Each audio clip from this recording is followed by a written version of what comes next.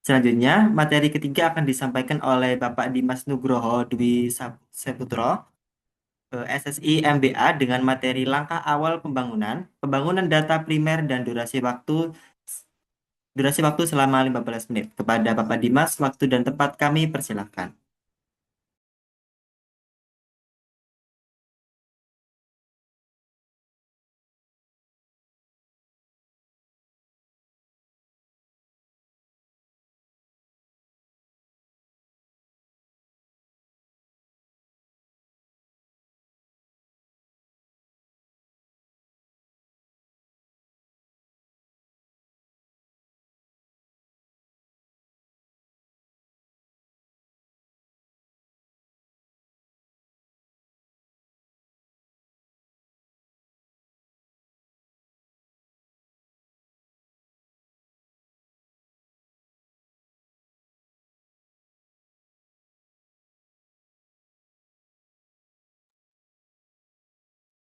Oke, terima kasih Huda.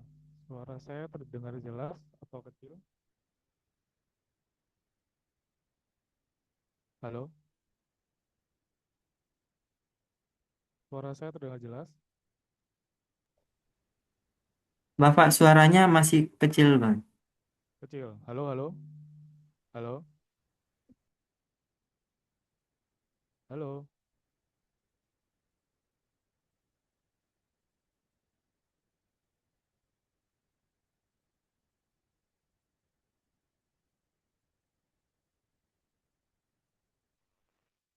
halo, halo.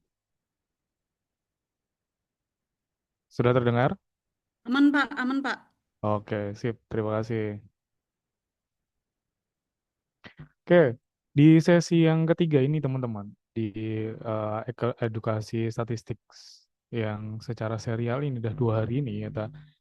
Di sesi ketiga ini kita akan membahas terkait dengan pengumpulan data primer teman-teman. Nah, jadi di hari pertama kemarin sudah disampaikan sedikit banyak dengan Bu Anissa dan Bu Ari seperti itu. Bu Anissa terkait dengan bagaimana data sekunder, Bu Ari lebih kepada data mikro dan sebagainya. Nah, data primer ini adalah secara garis besar itu merupakan rangkaian. Jadi gini, jadi teman-teman kalau nanti mengamati berhadapan dengan suatu kondisi yang mana kondisi itu perlu data primer, nah itu langkahnya seperti apa? Apakah cukup dengan data sekunder saja? Nah, itu. Terus nanti kapan sih penggunaan data primer ini? Gitu. Nah, di sini kita akan berdiskusi atau belajar terkait dengan urgensi dan metode pengumpulan data tingkat mikro sebagai fondasi kebijakan yang akurat dan inklusif. Seperti itu. Nah, kenapa sih kita harus belajar terkait dengan data tingkat mikro, ya kan? Data sekunder atau data suatu wilayah yang merupakan agregat, ya kan? Nah, itu data yang makro itu pasti punya keterbatasan. Ya, jadi ada beberapa informasi yang tidak ditangkap oleh eh, peneliti atau analis dan sebagainya. Atau mungkin bahkan pembacanya pun juga tidak membaca secara detail maksud dari kondisi tersebut apa. Kalau hanya menggunakan data makro. Oke, sebentar ya, ada iklan.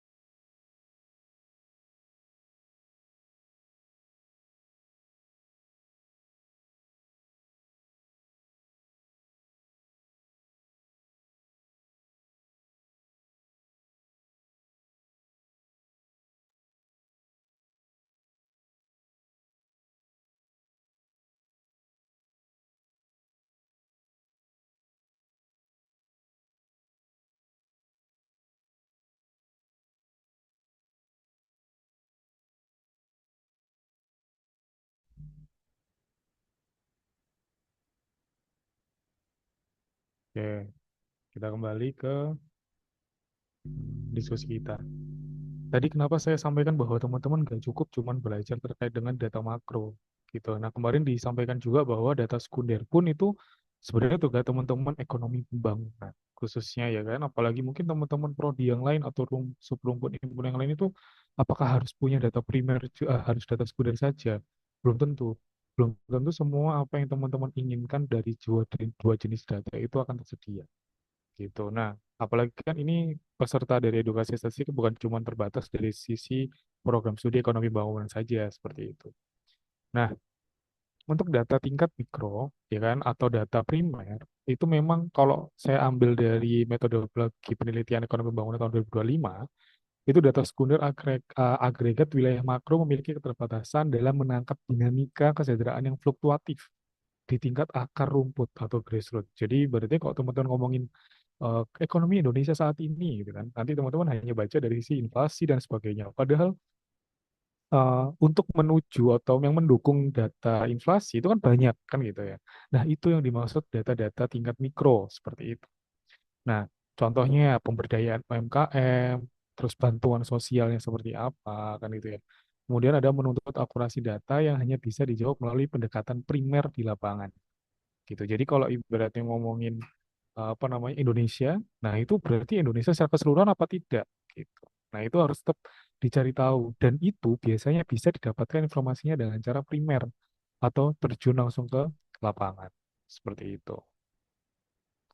Terus kenapa tadi saya bilang data sekunder saya tidak cukup? Tuh, karena yang pertama adalah data sekunder seringkali tertinggal atau time lag dan tidak mencerminkan kondisi real saat ini. Lalu yang kedua adalah gagal menangkap karakteristik spesifik rumah tangga yang menjadi target intervensi. Kalau misalnya nih, kemarin Bu Ari menyampaikan ada data sekunder melalui IFLS seperti itu. Nah, itu apakah memang real di lapangan seperti itu atau tidak? Ya kan?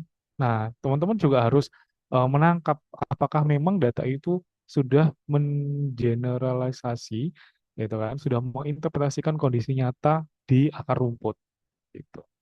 Lalu yang ketiga adalah akurasi evaluasi program lokal, mutlak bergantung pada data mikro. Jadi kalau misalnya nih ngomongin contoh yang kasus saat ini itu yang paling apa namanya paling krusial ya dibahas beberapa minggu terakhir bahkan beberapa bulan terakhir itu adalah MBG gitu kan ya. Nah itu berarti apakah data mikro di MBG di masing-masing penerima MBG-nya itu perlu di generate atau perlu diketahui gitu. Karena apa? Kalau ngomongin kebijakan satu Indonesia, misal nih Jawa, Jawa oke-oke aja kok fine-fine aja dengan adanya MBG. Once ternyata di daerah tertinggal 3T itu mereka punya kecenderungan yang lain. Nah, di situ yang dimaksud data mikro, data primer yang diambil menurut dengan lapangan seperti itu, yang benar-benar dari akar rumputnya yang dari si penggunanya. Nah, itu referensi yang saya dapat dari metodologi penelitian ekonomi pembangunan. Teman-teman nanti bisa search di Google karena itu bisa downloadable ya. Teman-teman nanti bisa baca lagi. Ini mungkin kalau teman-teman dari prodi yang lain bisa belajar dari ekonomi pembangunan seperti itu.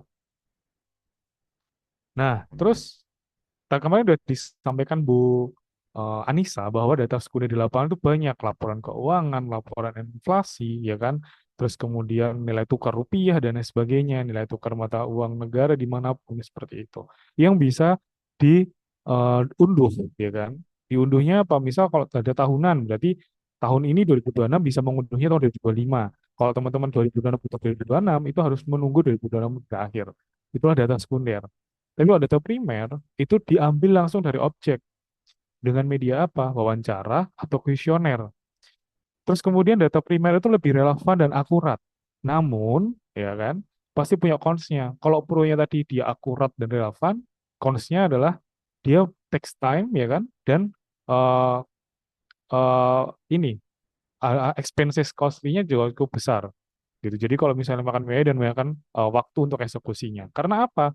Ya kalau misalnya skopnya cuma Surabaya aja, mungkin kalau teman-teman domisili di Surabaya ya bisa setiap saat. Tapi kok ternyata range-nya, skop areanya itu ternyata besar di Pulau Jawa, berarti harus dari Jawa Timur sampai Jawa Barat yang pulau di ujung pulau Jawa yang paling timur dan ujung pulau Jawa paling barat seperti itu. Otomatis kan teman-teman harus punya waktu, punya biaya untuk pulang pergi dan sebagainya. Itu adalah cons-nya dari sisi data primer. Lalu yang kedua, data sekunder. Diambil dari arsip instansi resmi, contohnya BPS, terus kemudian dari apa namanya OJK, Bank Indonesia itu. Sangat praktis, namun beresiko outdated. Jadi misalnya apa? Tadi saya sampaikan, kalau teman-teman mau ambil kebijakan kan nggak bisa saat ini. Kan ngomongin kebijakan saat ini, misal mau menutup, mau menghentikan sementara operasional dari MBG tahun 2026. MBG dilihat dari 2021, Januari 2026 sampai anggap aja Juni 2026. Nah, kalau teman-teman nanti ngambil data sekunder, berarti data sekundernya hanya wajib laporannya 1 tahun. Kira-kira out of date nggak? Kan gitu, ya kan? Jadi kalau misalnya data primer, mau nggak mau harus di-generate dari langsung si objek amatannya. Seperti itu. Nah, nanti kalau dikaitkan dengan skripsi seperti yang disampaikan sama Bu Anissa di hari kemarin ya kan, hari sebelumnya, itu akan mencegah ketidaksinkronan metode di bab 3 dan analisis di bab 4. Ya. Dengan teman-teman bisa mampu mengelaborate mana nih yang perlu data primer, mana data sekunder, itu insya Allah teman-teman akan punya benang merah dari yang teman-teman akan amati. Seperti itu. Dari sisi metodologinya seperti apa, samplingnya seperti yang disampaikan Pak Wirya kemarin, kan gitu. Oke. Menyesuaikan topik penelitian.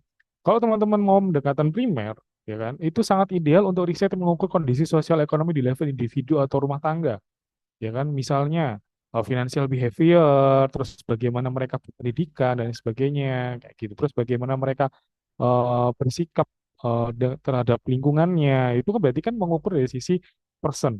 Nah, kalau person itu pendekatan primer atau primary approach itu sangat eh, apa ya sangat baik kayak gitu. Jadi ini sangat sesuai ketika teman-teman memilih dengan pendekatan primer. Dengan cara apa? Mengukur efektivitas program bantuan di sebuah desa. Misalnya ada bantuan dana sosial, ada bantuan KIP dan sebagainya. Itu jatuhnya kan ke level individu. Lalu ada analisis hambatan operasional pelaku UMKM. Nah, ini yang paling sering dosen-dosen berkaitan dengan UMKM untuk pengabdian masyarakat dan sebagainya. Bagaimana mereka mendapatkan pembiayaan, bagaimana mereka mengelola operasional sehari-harinya, seperti itu. Lalu yang terakhir, kalau pendekatan primer itu lebih kepada perilaku dan tingkat kepuasan nasabah bank syariah daerah. Nah, itu kalau teman-teman ekonomi, saya rasa sering banget ya berkaitan dengan bagaimana syariah ya di level lembaga keuangan mikro, koperasi, dan sebagainya. Gitu. Jadi level bahkan yang benar-benar sampai menyentuh ke masyarakat yang eh, itu sendiri seperti itu. Nah, lalu kalau untuk pendekatan sekunder atau mix, itu lebih kepada fokus analisis struktural atau historis. Namun bisa diperkuat dengan temuan primer. Kemarin kan disampaikan Bu Anissa juga lebih kepada time series, ya kan gitu ya. 2015 sampai 2025 nih 10 tahun gitu. Kira-kira ada pola tren seperti apa gitu ya. Kalau misalnya ngomong ekonomi makro, ngomongin moneter dan sebagainya. Nah, itu kan pendekatan sekunder memang sangat menarik seperti itu.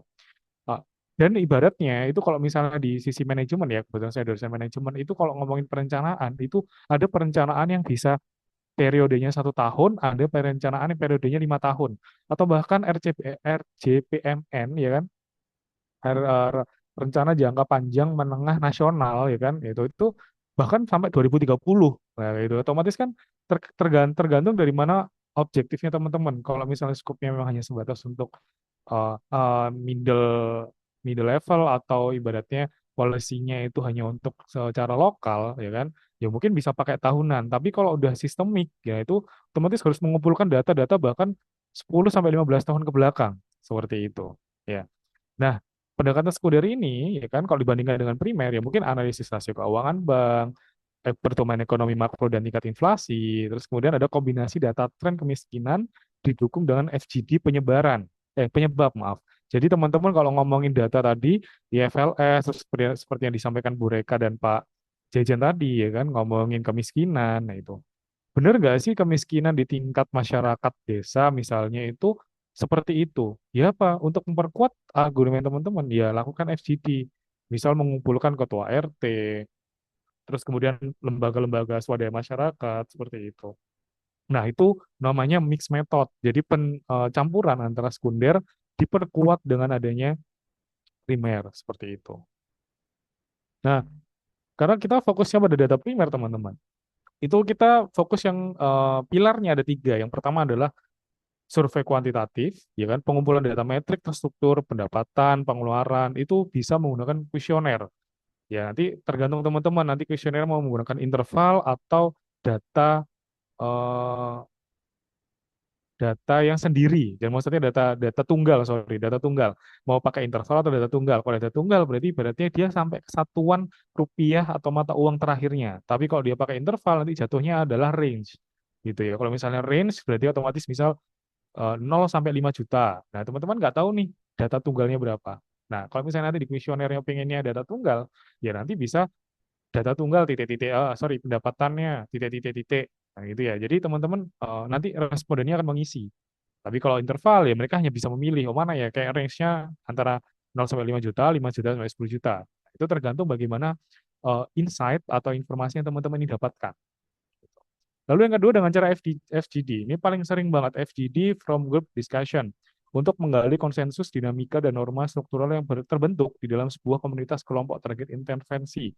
Nah, FGD ini biasanya kalau teman-teman non eh, sosial, ibaratnya kalau teman-teman teknik dan sebagainya itu contoh yang paling sering saya ikuti adalah gamification. Nah, itu kan itu untuk simulasi dan sebagainya. Itu mereka dalam bentuk FGD tapi ingin ngerti kalau misalnya diberikan treatment seperti ini itu akan seperti apa tindakannya. Biasanya dia akan melihat perilaku dan sebagainya. Nah, itu hanya untuk kelompok yang ditargetkan untuk diintervensi, untuk diamati kayak gitu. Yang pernah saya terakhir pernah ikuti adalah dari sisi listrik gitu. Ibaratnya orang-orang dengan listrik yang dengan daya 4.000 itu bagaimana sih perilakunya sehari-hari. Nanti dikaitkan dengan sisi apa? Ekonomi, dikaitkan dengan sisi bagaimana sih insight mereka terhadap kekhawatiran mereka terhadap naiknya tarif data listrik dan sebagainya. Otomatis kan kebijakannya balik lagi ke ekonomi bangunan. Layak nggak sih saat ini tarif dasar listrik itu dinaikkan? Seperti itu. Nah, itu adalah bentuk FGD. Lalu yang terakhir, deep interview, wawancara mendalam. Mungkin teman-teman di sini sering mendapatkan telepon untuk hanya sebagai teleconference gitu ya. Mereka berkaitan untuk menjaring gitu ya, menjaring informasi dari teman-teman dengan cara apa? Wawancara gitu. Nanti wawancara itu biasanya text time sekitar 2 sampai 5 menitan, bahkan ada lebih dari itu.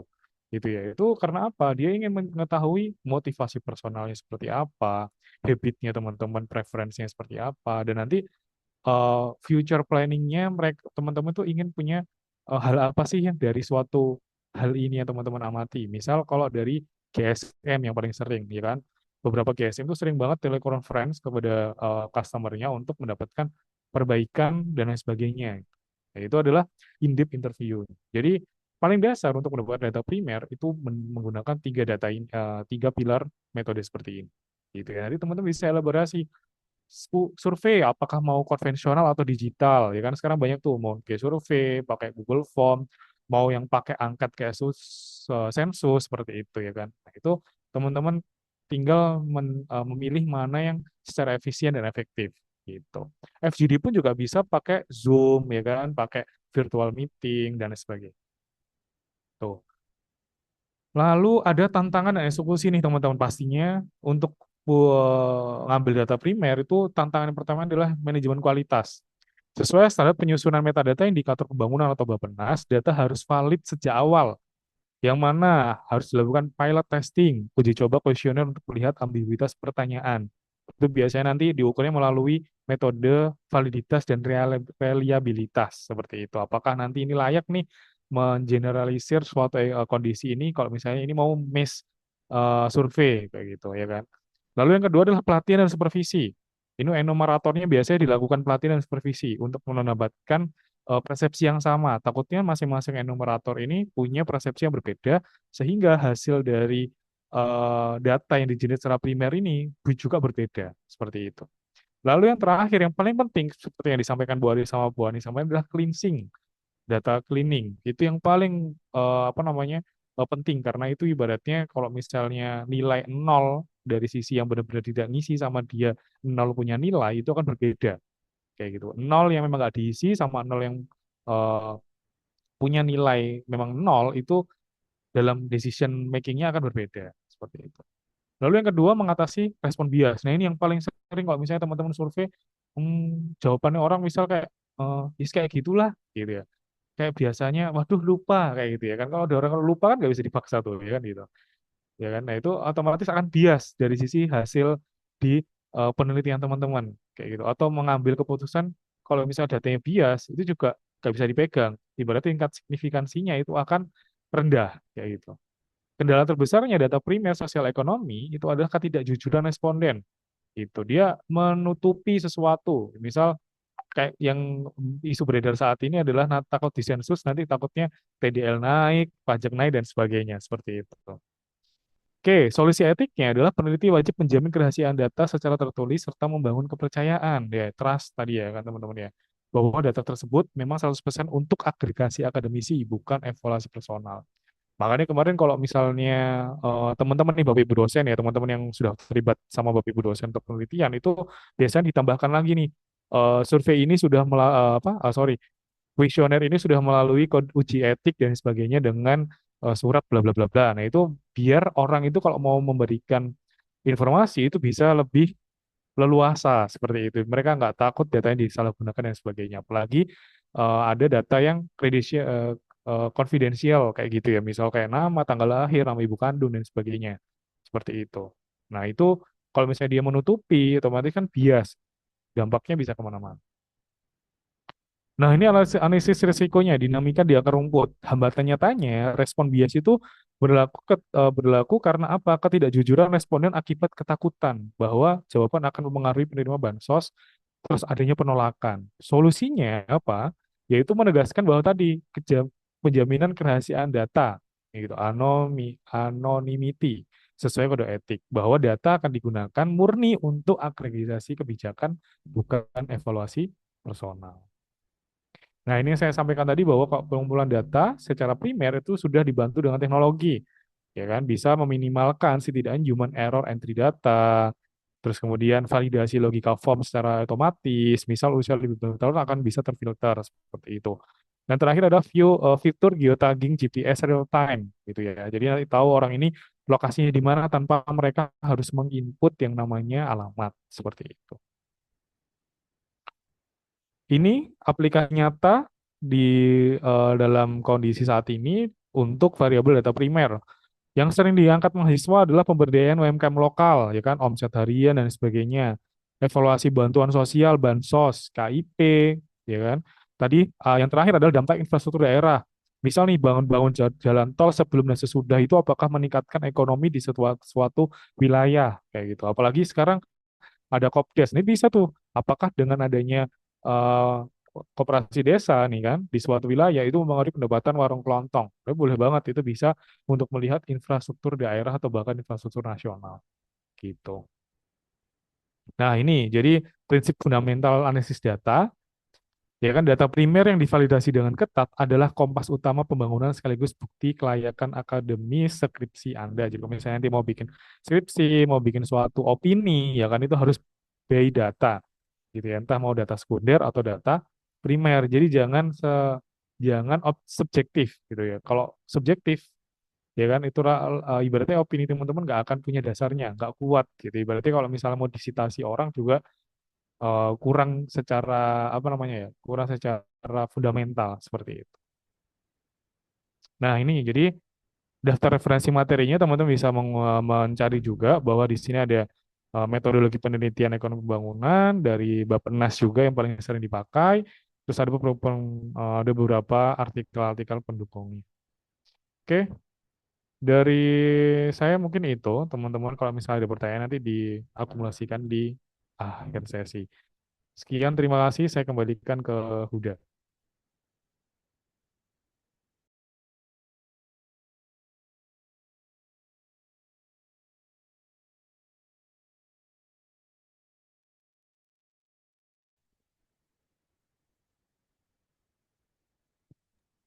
Mas Jupri, suaranya belum muncul.